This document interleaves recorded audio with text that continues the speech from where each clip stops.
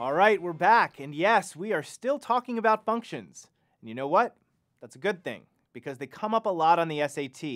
And the more we build ourselves a strong foundation in this area, the more confident and quick you'll be on test day.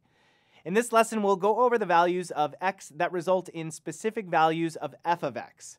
Sounds tricky, but as always, breaking it down will simplify it. So we know that f of x equals the output or y value. Let's look at an SAT question where we need to solve for x given a specific value for f of x.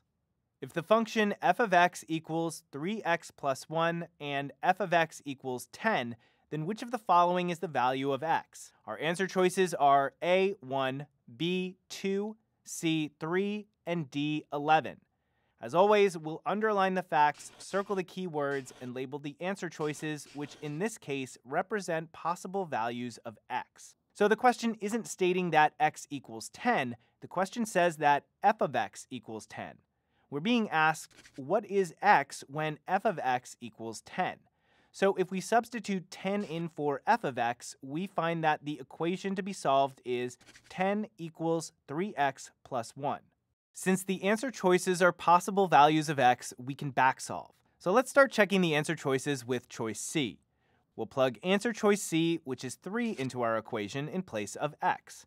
Our equation becomes 3 times 3 plus 1, and doing the math, we get 9 plus 1, or 10. That's exactly what we're looking for. Look no further, circle answer choice C, and move on. Even though the value of x was given to us, we were able to plug in numbers like a simple picking numbers problem, then solve for the answer quickly by back solving. Let's go through another function problem that actually teaches us even more about functions. Let the function h be defined by h of t equals 3 times t squared plus 4. When h of t equals 39, if t is greater than 0, what is the value of 15 minus t? Our answer choices are A, negative 36, B, 3, C, 12, and D, 15. As usual, we'll underline the facts, circle the keywords, and label the answer choices which represent the possible values of 15 minus t. Let's start by writing our given equation. h of t equals 3 times t squared plus 4. The problem says that h of t equals 39. So instead of h of t, let's substitute 39, and now we can solve for t.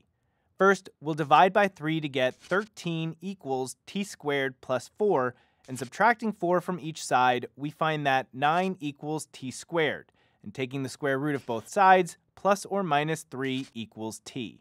Don't forget that when you're finding the square root, the number can be either positive or negative.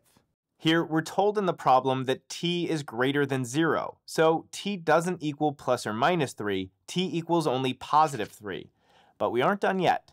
We need to answer the question, what is the value of 15 minus t? Since we know that t is 3, we find that 15 minus 3 is 12. So, answer choice C, 12, is our answer. Function questions on the SAT are much more straightforward than they first appear.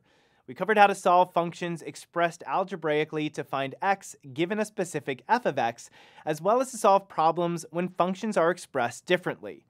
As always, the more you practice, the easier it all gets.